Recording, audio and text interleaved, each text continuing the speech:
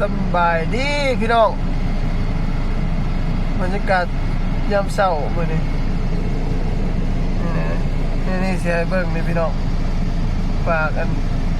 อุโมงค์เลาะเจาะเอาคำนี่พี่น้องนี่รถตักนี่รถเข้าไปได้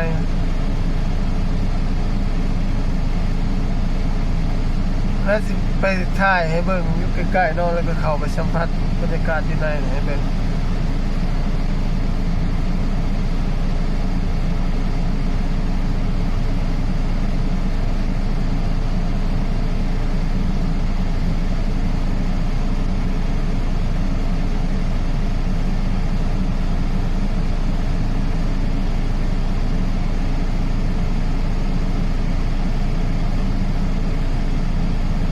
รถมันจะเข้าไปตักดินออกมาครับ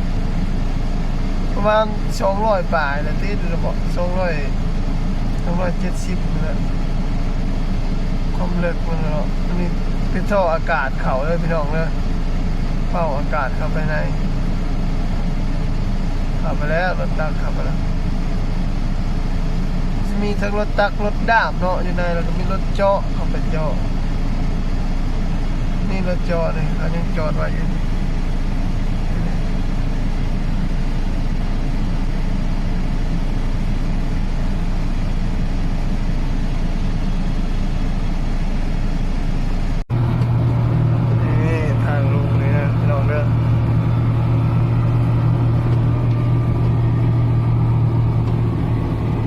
ได้จากเม็ดเนาะที่ลงไปทำเขาอยู่ฝุ่นมันทางลงเลยพี่น้อง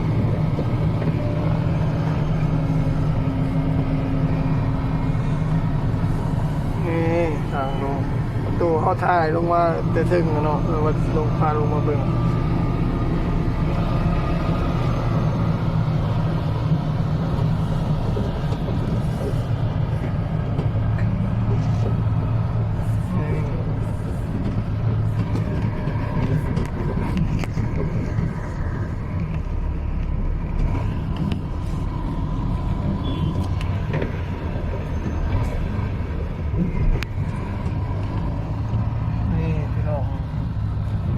เบิ่งทางเก่าทางนั้นจะเอารถขับไปเลยนะเป็นรถจอดรถตัก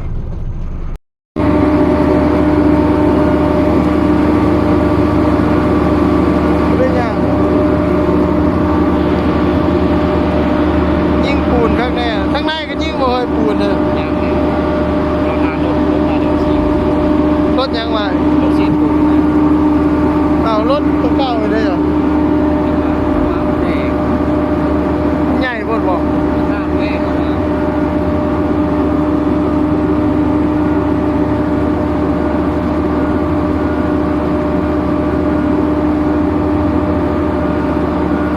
ท่อลมอันนี้ฮอดแล้วต่อยาวฮอดพุ่นเลยป่ะก็แห้งบ่ลมมันต่อยกไฟหลังคาปีบ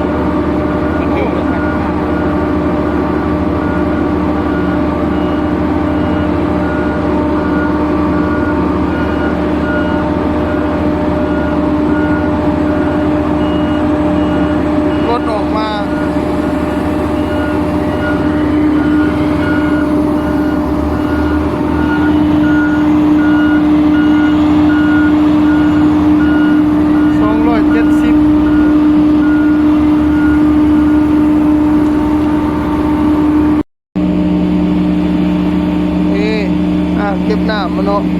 เวลาจอแล้วก็ดูดน้ำออกมาซะนี่เนาะน้ำ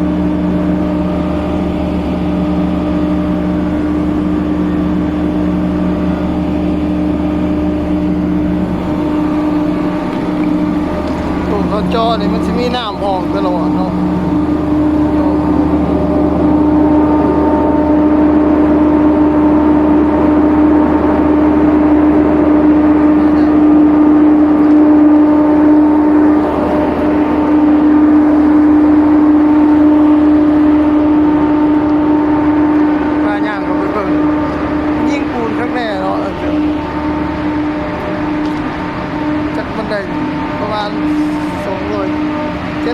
เมตร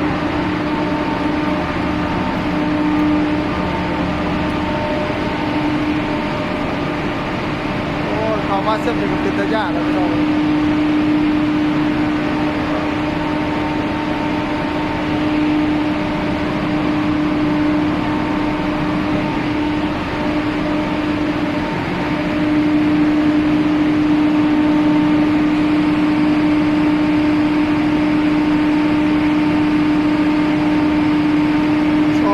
200 กว่าเมตรเนาะ